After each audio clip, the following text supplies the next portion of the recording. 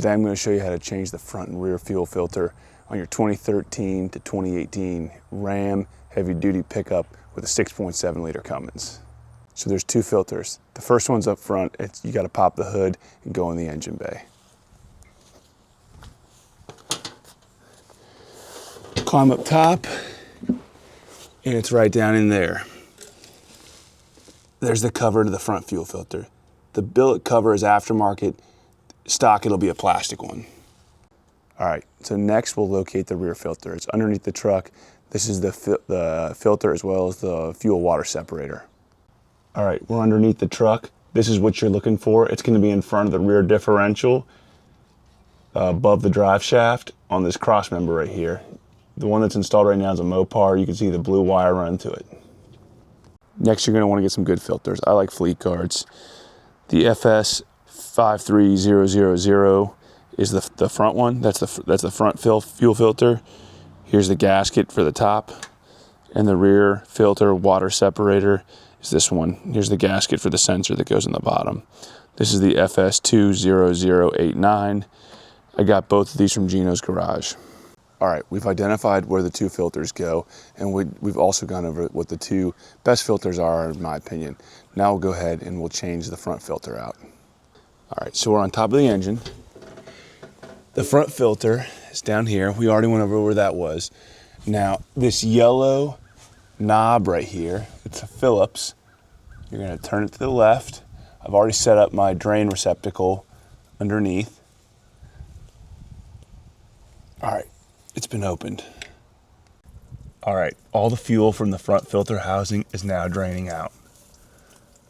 All right, now we're ready to remove the filter housing cover. The billet one from Geno's is 28 millimeter. I have this special socket that's a 28 millimeter. It's really shallow and it's 1/2 inch. And I'll show you how I do this. First, you're gonna put that on there.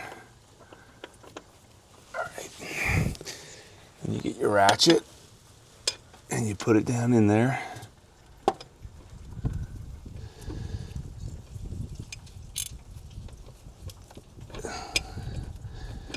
Okay, then make sure it's on so you don't strip anything out. And then there you go. Once you finish unthreading it, just lift the cover out of there. Again, this is the stock plastic cover that will come on your fuel filter. After you got the cap and the filter out, you're gonna need to remove the O-ring. I like to use a little pick for this. Makes it a little easier to remove. There it is. Pull this out and replace it with a new one. All right, now it's time to replace the new O-ring. Loop it on the back and then just roll it down. Make sure it's all the way seated at the bottom. And when it is, you're good to go. Next, it's time to put the filter on. So you can see that it's slightly ovaled. You'll feel the way it goes because there's really only one, I guess there's technically two ways it could go on, but it'll fit right on there. So just put it in and then feel around and there it is. It'll seat all the way down at the bottom. The filter's all the way seated in the housing. And then it's time to put the cover on. All right, the O-ring's replaced, the filter's in. Now it's time to put the cover back on.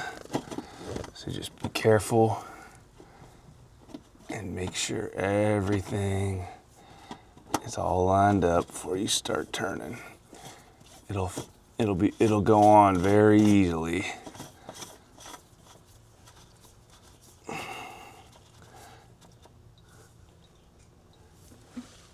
Alright, so the Geno's cover says to do 22 foot-pounds. That's really tight. I usually don't do that. I usually just put this on here and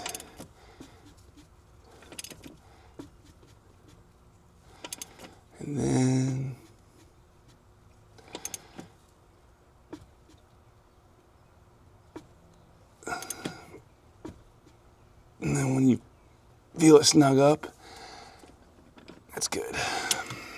And last but not least, don't forget to tighten your drain valve. Again, it's that little yellow knob, the Phillips head. You'll feel it. Seat, it doesn't take a lot. And we're good on the front. All right, now we're at the back doing the rear. So now you put a piece of 3/8 fuel line on the drain, and then you'll open this one up.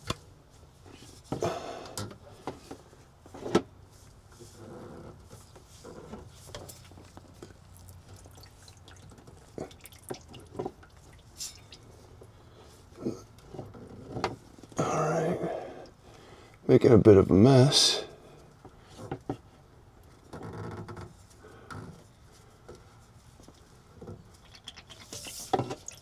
And there it comes.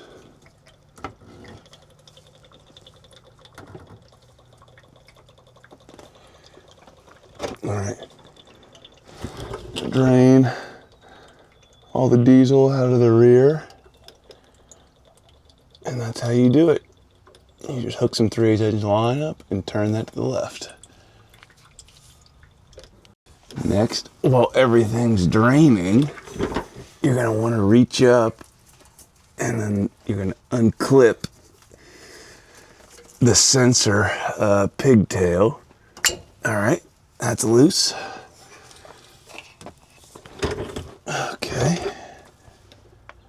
And we're done draining, so we'll close up the valve and remove the sensor. So I had to break this thing loose off camera because it was on pretty tight, but I like to use one of these big oil filter wrenches. I had to use 2 hands. It's loose now, so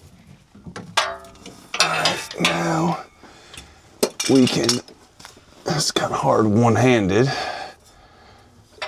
Now we can get the filter off. There's still some more fuel left.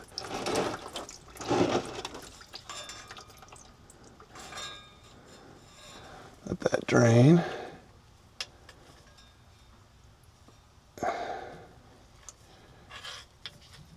All right. And we're off. With a big mess of diesel fuel. All right, now to take the sensor off. Set you guys down for a second. And I like to use a smooth jaw set of channel locks for this, and then you can hold it with the other set. And it'll come out. Now that it's broken loose, just spin the sensor off. You want to be careful with the sensor. You don't want to damage it or you'll have to buy a new one. And then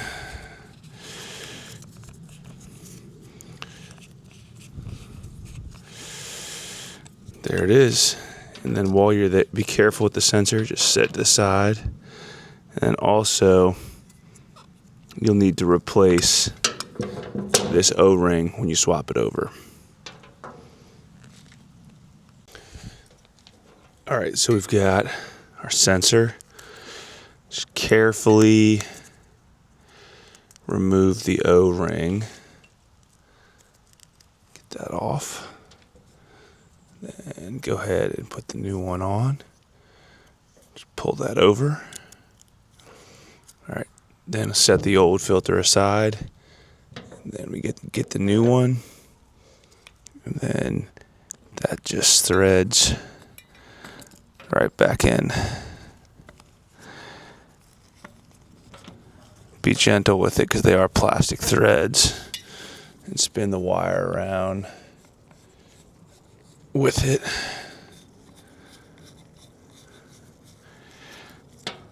All right, and then hand tight's good enough. All right, time to put the filter on the truck.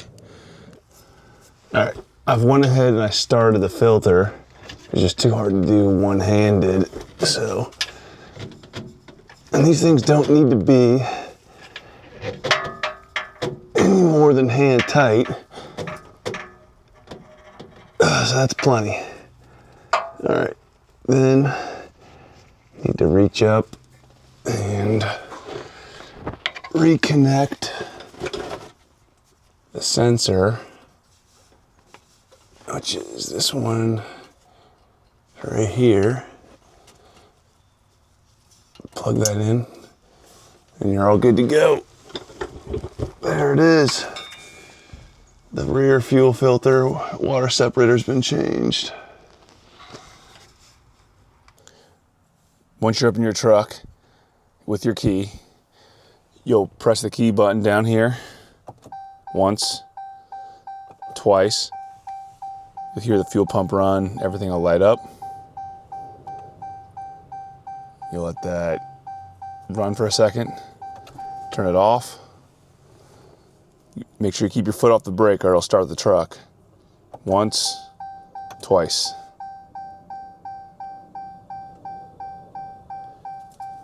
Run, off. So you're going to want to do this a total of 6 times to fully prime the system before you try to start it, so that you can fill both the front and rear filters with fuel so you don't get a long crank when you go to start the truck. While you're in here, you're going to want to reset your fuel filter life. So you scroll over.